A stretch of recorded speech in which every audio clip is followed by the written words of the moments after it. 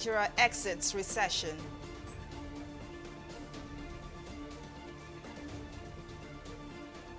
FG promises to rescue abducted Kagara students.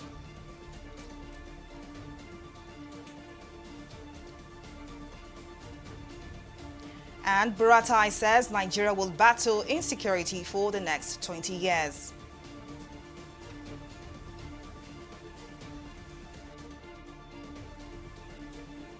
Thank you for joining us on News Now. I am Folashade Ogrinde. After recording negative growth for 3 consecutive quarters in 2020, Nigeria's unexpectedly eased out of a recession. According to Nigeria Bureau of Statistics, Nigeria's gross domestic product grew by 0.11% in real terms in the 4th quarter of 2020, representing the first positive quarterly growth in the last 3 quarters. And joining us live from Lagos to discuss this development is business analyst Segun Shopito. Thank you very much for your patience. We all know how technology could be sometimes. Well, today Nigeria was greeted with the good news that we finally exited recession. I recall that last year, the CBN governor actually predicted that by the 1st quarter of 2021, Nigeria would have exited recession. But, what do you think were the factors that helped Nigeria achieve this, To be perfectly honest, I think the primary factor is found in the international crude oil price. Our economy is inextricably now tied to what happens to that singular factor. We're a commodity-driven economy in terms of our foreign exchange earnings, right? So once crude oil prices began to pick up, right now we're talking of crude oil prices being back to higher than they were even before COVID-19 last year.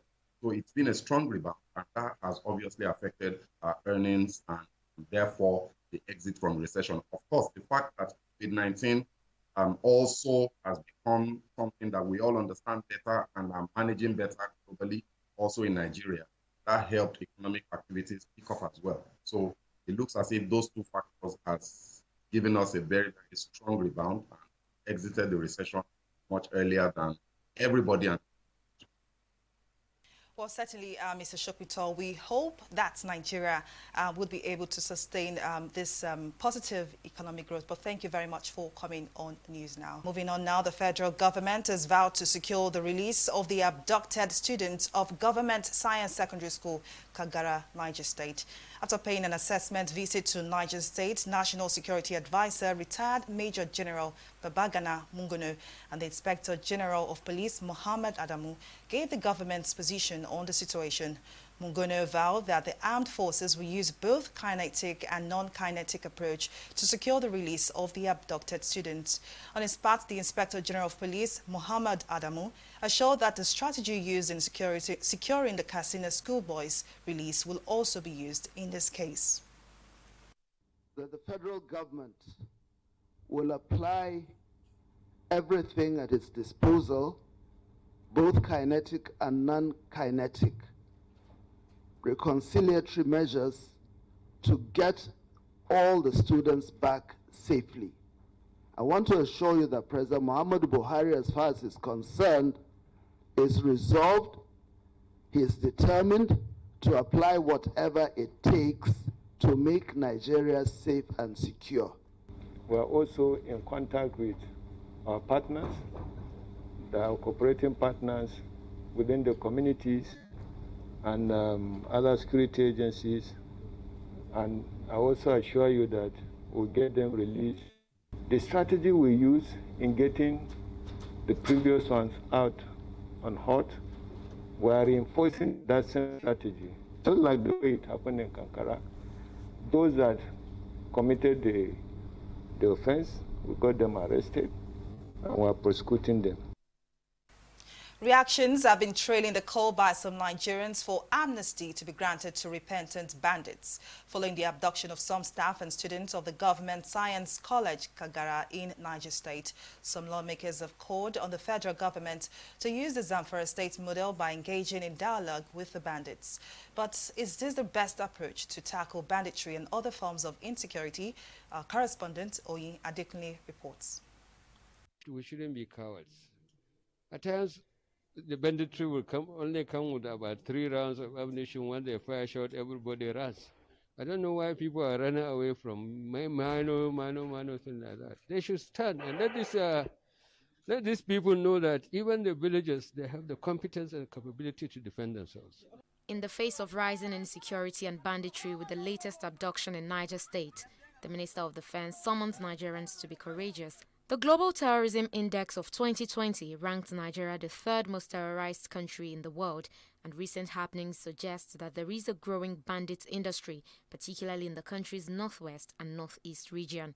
As a way of resolving the crisis, Islamic cleric Ahmed Gumi earlier met some 500 bandits in Zamfara state and afterwards demanded dialogue instead of waging war against the bandits. That position has now been supported by some lawmakers. This conviction comes on the heels of similar success recorded in the Niger Delta, when the late President Umaru Musa Yar'Adua granted amnesty to repentant bandits in that region.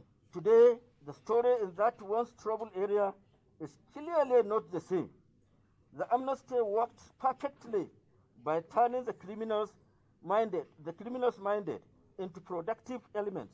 However, some security experts say the proposed amnesty will further embolden the bandits. You don't bargain with the devil. Bargaining with the devil comes with 2 death consequences: emotional entrapment and psychological murder. People who kill, who maim, who eliminate human lives on whatever guise, either repented or whatever the guise may be, they must pay for their crime. Even if you want to bargain with the devil, you must bargain from the side of strength, not on the side of weakness. With the lingering crisis appearing to defy several solutions deployed by authorities, what other options are there to be explored for positive results in the shortest possible time? It is okay for our government to go back to the drawing board, carry out a vulnerability analysis of our borderline areas, look at the loopholes and carry out a crime mapping of those crime-prone areas so that we'll be able to project necessary funds. They will also need to look into technology. How much will it cost our state government to purchase surveillance helicopters? Just what we call psychological deterrence. Psychological deterrence is putting fear in the enemy that they are under watch 24/7. This is really going to mitigate their operational methodology. Scores of Nigerians, including children, are currently being held captive in different locations by armed bandits. Now, will negotiating with the bandits or superior firepower secure their release? Whatever it is, certainly the government needs to act very fast. Onyi Adekunle, TV360, Nigeria. The Nigerian Senate on Thursday confirmed the nomination of Victor Muraco as chairman of the Fiscal Responsibility Commission. The confirmation of the nominee followed consideration of the report of the Senate Committee on Finance, chaired by Senator Solomon Adiola. TV360's Onyi Adekunle reports. The first business of the day at the Red Chambers is the consideration of Victor Muraco for confirmation as the chairman of the Fiscal Responsibility Committee. But the confirmation did not go as expected. The lawmakers, upon receipt of the request from President Muhammadu Buhari, mandated the Committee on Finance to screen the nominee. But arguments ensued on whether or not to confirm the nominee when the chairman of the committee, Senator Olamilekan Adeola, submitted a report to that effect. The nominee has been cleared by the police and the state security services and possesses code of conduct acknowledgement slip. He has no petition against him before the committee, and going by his cognate working experience, is suitably qualified and competent to be appointed as chairman of Fiscal Responsibility Commission.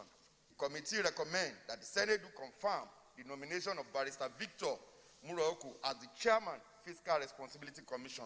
Immediately after presentation of the report by Senator Adeola, the Senate leader Yahya Abdullahi objected to the confirmation on the basis that full nominations to the Commission's board was yet to be forwarded to the upper chamber and the chairman cannot be confirmed alone. To just send us a nomination of the chairman without the full complement of the membership.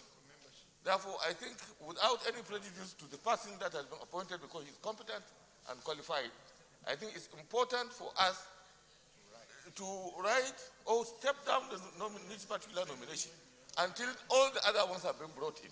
Based on the guidance and the oath of office we have taken, until there is sufficient ground for us to reject the confirmation of this nominee, I do not think that it will be wise and legislatively expedient for us to renege from doing so. Senate President, however, prevailed on his colleagues to confirm the nominee pending when the full list of nominees is sent by the President. We'll do the confirmation. The President should send the names of the other proposed members of the Commission so that we're able to also screen them. The nomination of Barrister Victor Chinemerem Morocco is hereby confirmed as Chairman Fiscal Responsibility Commission, FRC. Onye Adekunle, TV360, Nigeria. Now, if you think insecurity in Nigeria would disappear soon, you are wrong, as the situation is going to be around for at least the next 20 years. This is a submission of the immediate past Chief of Army Staff and non-career ambassadorial nominee, Tukur Buratai, during a screening at the Senate on Thursday. Buratai appeared alongside other nominees before the Senate Committee on Foreign Affairs. Atinuke reports for TV360 Nigeria. On February 4th, 2021, President Muhammadu Buhari nominated the immediate past service chiefs for Senate's approval as non-career ambassadors designate, urging the Senate to give expeditious consideration to the nominations. President of the Senate, Ahmed Lawan, read the President's letter on the floor of the Senate and then referred same to its relevant committee for further legislative process.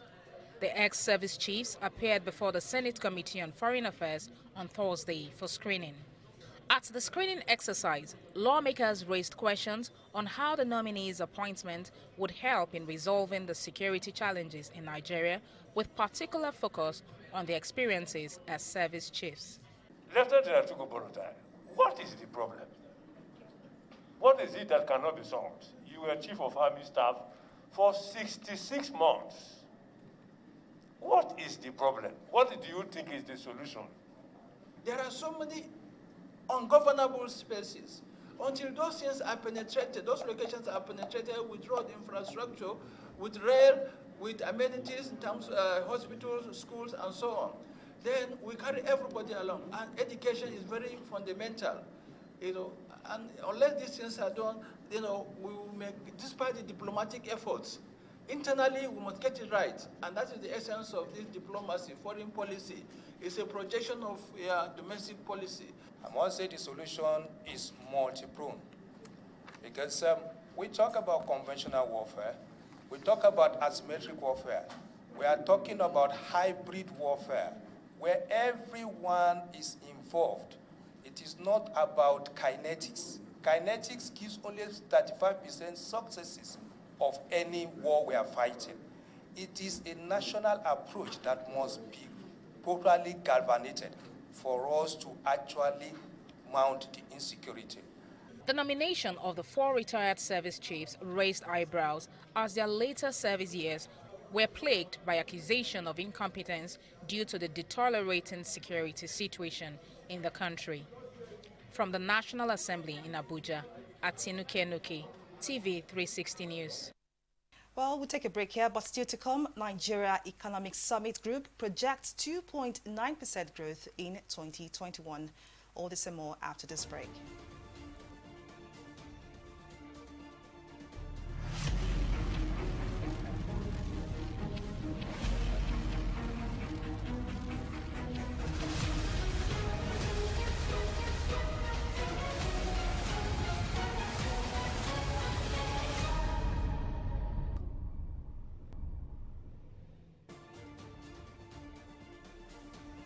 Now let's take a recap of some of our top stories. Nigeria has officially exited recession. The Nigeria Bureau of Statistics says the country's gross domestic product, that's GDP, grew by 0.11% in real terms in the fourth quarter of 2020, representing the first positive quarterly growth in the last 3 quarters. We also told you that the immediate past Chief of Army Staff, Tukur Buratai, said the fight against insecurity would take the country another 20 years. Buratai said this while appearing before the Senate Committee for screening as non-career ambassador designate. In case you miss any of our news bulletins, so for more updates, do log into our website on www.tv360nigeria.com. You can also follow us on our social media platforms on Twitter, Instagram, YouTube, and Google Plus at TV360 Nigeria. On Facebook, we are at TV360 Online.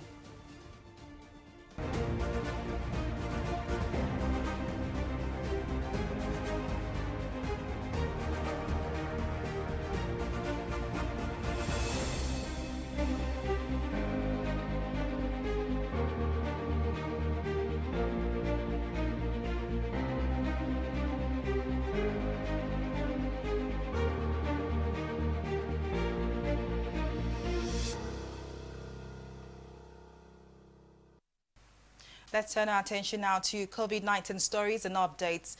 The National Agency for Food, Drug Administration and Control, NAFDAC, has approved the Oxford AstraZeneca COVID-19 vaccine for use in Nigeria. In a press conference earlier today, the Director General of NAFDAC, Mojisola Adeyeye, revealed that the agency received a dossier of vaccine a week ago, and the NAFDAC Safety Committee went to work immediately to evaluate its safety and efficacy for Nigerians. According to her, the vaccine can be stored at 2 to 8 degrees centigrade, adding that there are 3 additional vaccines undergoing evaluation. But the evaluation of AstraZeneca shows that the vaccine is effective against the UK variant of the virus, which has been reported in Nigeria. She further disclosed that the South African variant has not been reported in Nigeria and that the agency has over 30 herbal medicine undergoing review for listing. We'll take a break here and return with more stories in business. Please stay with us.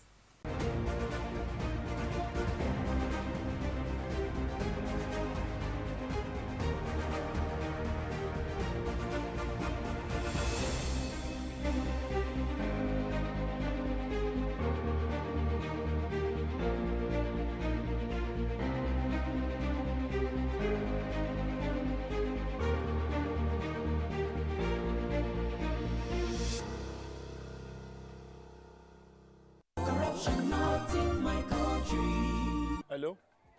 Yeah, I found your wallet in front of a supermarket. Meet me at Apple Junction. Yes, I'll be waiting for you. Now we find out. 2 of us. Thank you very much, officer. You know, it's surprising that men like you still exist in the police force. Yes, oh, yes. This is just a token of my appreciation. Oh, no, you don't need to do this.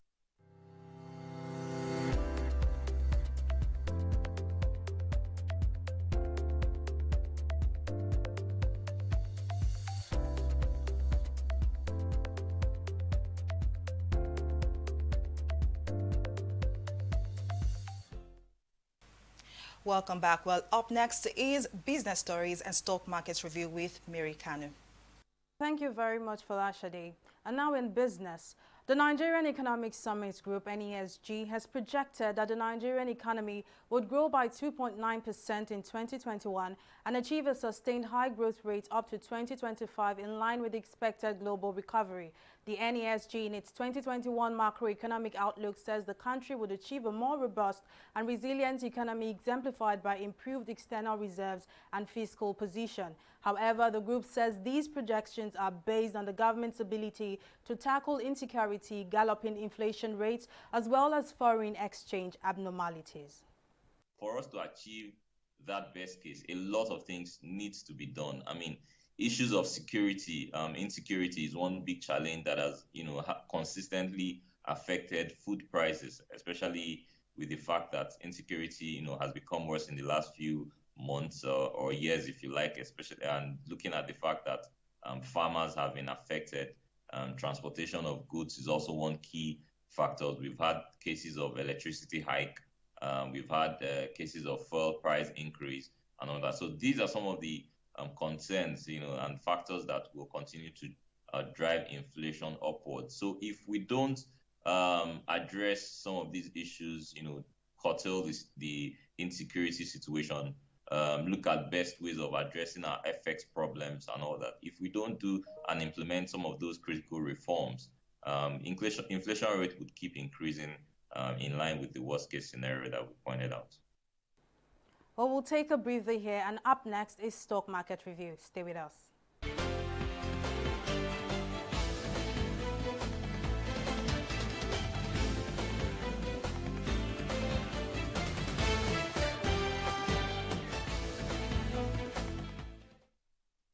Nigerian stocks ended today's trading session on a near stalemate, with the all-share index retreating lower by 0.63% to 40,040 basis points, as 30 firms today saw their share price decline at the close of trading. Now, investors lost 133 billion naira as market capitalization closed at 21.036 trillion naira. Now, this comes as sell-offs intensified among a number of medium capitalized stocks. Now, on the laggard table, you see University Press and Chams PLC lose 14 kobo to retain top spot at the close of trading, while UPDC Real Estate Investment Company and Multiverse lost a combined 47 kobo to complete the list of top 4 losers. Meanwhile, significant gains from stocks like RT Briscoe and Cornerstone Insurance with combined 7 kobo gains could not stop the market from closing bearish. Similarly, Royal Exchange and Nigerian Aviation Handling Company with 16 kobo gains completed the list of top gainers. Now, at the close of trading, 426 million units of shares valued at 4.750 billion naira were traded in 4,972 deals. The global market now is witnessing a bearish run of events. The global market is witnessing a bearish run of events as all stocks are in the red. FTSE is in the red at 1.45%. Dow Jones is down also at 0.66%, and Nikkei is down at 0.19%. Now, this is as a result of a weakness in the technological sector. Unexpected jump in jobless claims and sell-offs by investors have all affected the global market. Well, that's all on Stock Market Review. Over now to Folashade for the rest of the news. Thank you very much, Mary. Yesterday, all the foreign stocks also traded in the reds. We hope that they see a turn of events. But thank you very much for bringing us the latest in the world of business and stock market review. We move our attention now to the foreign scene, where after weeks of deliberations, U.S. Congress and the White House are slated to unveil an immigration overhaul bill that would reshape the United States immigration laws and allow millions of immigrants living in the country without authorization to obtain legal status. The bill aims to create a path to citizenship for 11 million undocumented immigrants who can prove they were in the United States on January 1, 2021. In 2012, former President Barack Obama issued an executive order which offered protection for illegal migrants. However, his successor, Donald Trump, attempted to end the program in 2017 as part of his crackdown on all kinds of immigration. Well, up next is Entertainment Reports.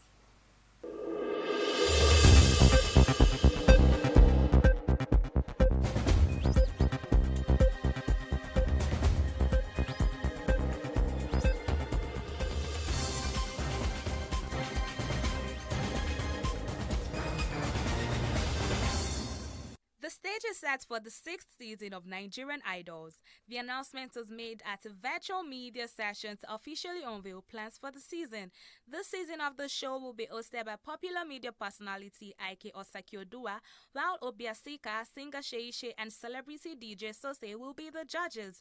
Nigerian Idol Season 6 will air on DSTV Channel 198 and GoTV Channel 29 starting March 14th. The show will also be viewed in the United Kingdom, Italy, France, Australia, and 23 other countries via online streaming service Showmax. Nigerian superstar Davido hit another milestone as he was named one of the next 100 most influential people in the world for 2021 by Time magazine. Davido, in his reaction, wrote on his social media platforms, proud to be included in the inaugural #Time100 Next list. Recall that Davido's song Heath, which recently sold 500,000 copies in the US, has been certified gold. Other Nigerians on the list include Odun Eweniyi, FK Abudu, and Dami Odufoa. And that's all we have for you on the entertainment segment of News Now.